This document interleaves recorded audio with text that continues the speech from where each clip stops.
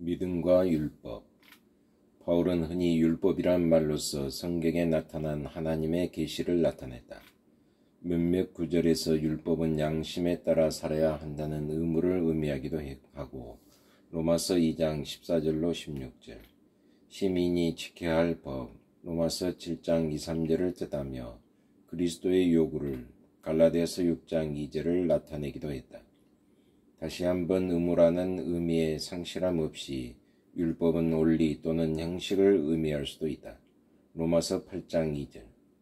그러나 바울이 사용한 율법이란 말의 대부분은 구약의 율법이거나 구약성서 전부를 의미하는 것이었다. 로마서 3장 10절로 19절의 시편과 연서에서 온 구절들은 율법으로 간주됨. 고린도전서 14장 21절에는 이사야 28장 11절 12절의 말씀을 율법으로 포함하고 있음. 바울은 율법의 종교 제사적 측면과 윤리적 측면을 엄격히 구분하지 않았다. 이 양자가 모두 유대인인 그에게는 율법이었다. 갈라디아서 3장 10절, 5장 3절. 그럼에도 불구하고 무의식적인 구별이 때로 나타난다. 이방인의 양심이 요청하는 것은 제사의식에 속하는 율법이 아니라 오직 율법의 윤리적인 요청이다. 로마서 2장 14절로 16절. 그리고 바울은 율법의 영원한 유효성, 로마서 2장 21절로 29절, 13장 8절로 10절, 갈라디아서 5장 14절로 23절을 율법의 윤리적인 측면에서 말하고 있다. 그는 놀라우리만큼 자세하게 유효한 것으로 보지 않고 상대적인 것으로 생각하고 있다. 고린도전서 8장 1절로 11장 1절, 갈라디아서 2장 11절 이하. 그리고 할례는 유대인으로서는 만족할 수 없는 방법으로 정신화되었다. 로마서 2장 28절 29절.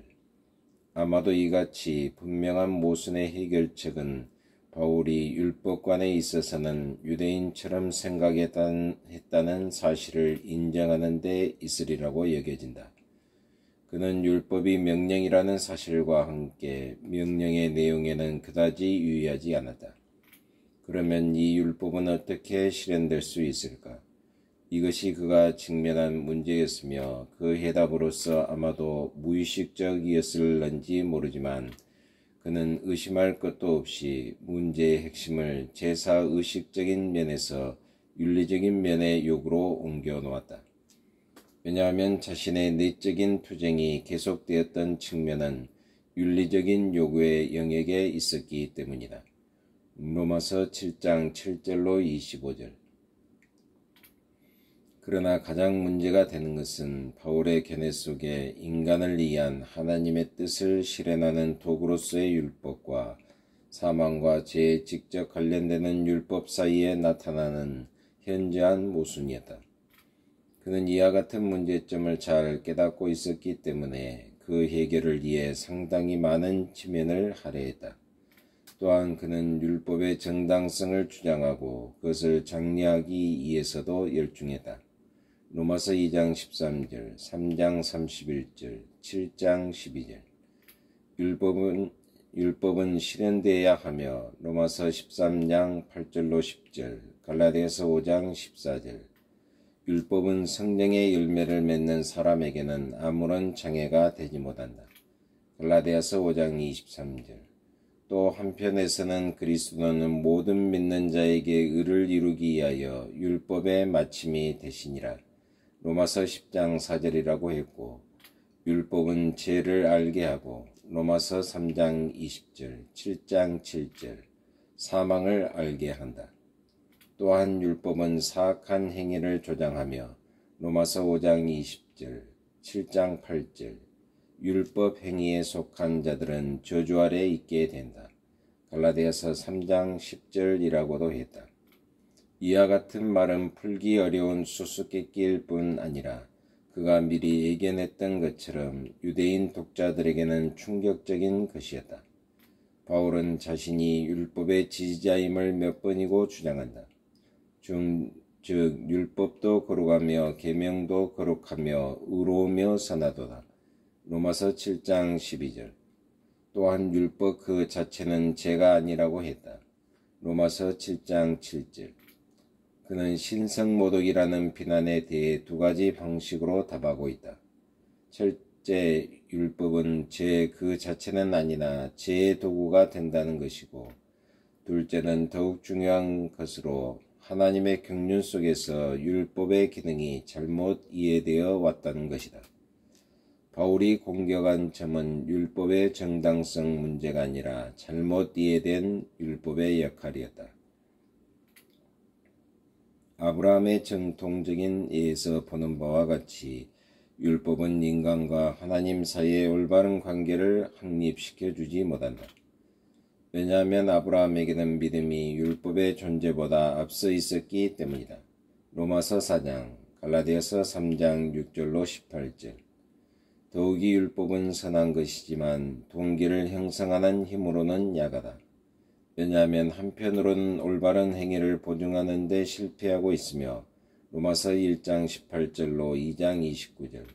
또 한편으로는 율법을 지키는 데 있어서 열심히 자신의 의에 대한 자부심만 높임으로써 목적을 그르치고 말기 때문이다. 하나님의 의. 로마서 10장 3절, 빌립보서 3장 4절로 9절. 그러므로 율법과 복음은 하나님과 올바른 관계를 맺는 방법으로서는 서로 배타적이다. 율법은 죄를 죄로서 드러내는 적극적인 기능, 즉 죄의 행위를 조장하며 인간으로 하여금 자신들이 운명적인 죄의 포로가 되어 있으므로 스스로를 구원할 수 있는 것은 그 자신이 아닌 유일한 하나의 힘뿐이라는 사실을 보여주는 기능을 가지고 있다. 로마서 7장 24절. 계속 이어지는 구절들 3장 20절, 7장 7절로 25절, 갈라디아서 3장 21절로 25절에서는 율법은 인간들이 그 자신의 노력만으로는 아무리 열심히 하더라도 죄의 늪에서 벗어날 수 없다는 것을 깨닫게 하며 또한 인간 자신들의 노력에 의해 얻어진 명백한 모든 승리들이 실제로는 패배일 뿐이라는 사실을 보여준다고 한다. 왜냐하면 인간이 그 스스로를 구별할 수 있다는 자기 기만만이 증가되기 때문이다. 이와 같이 후속 구절들은 율법이 하나님의 은혜스러운 섭리를 위한 도구의 역할을 하는 것으로 소개하고 있다. 암흑 속에 비추이는 빛을 만드신 하나님의 창조 활동 같은 새로운 피조물만이 인류를 회복시키고 구원하며 화해시키고 구제할 것이다. 고린도후서 4장 6절. 그러면 인간은 어떻게 그리스도 안에서 하나님의 구원 활동에 응답할 수 있는가? 이에 대해 바울은 믿음에 대한 순종으로 응답할 수 있다고 했다.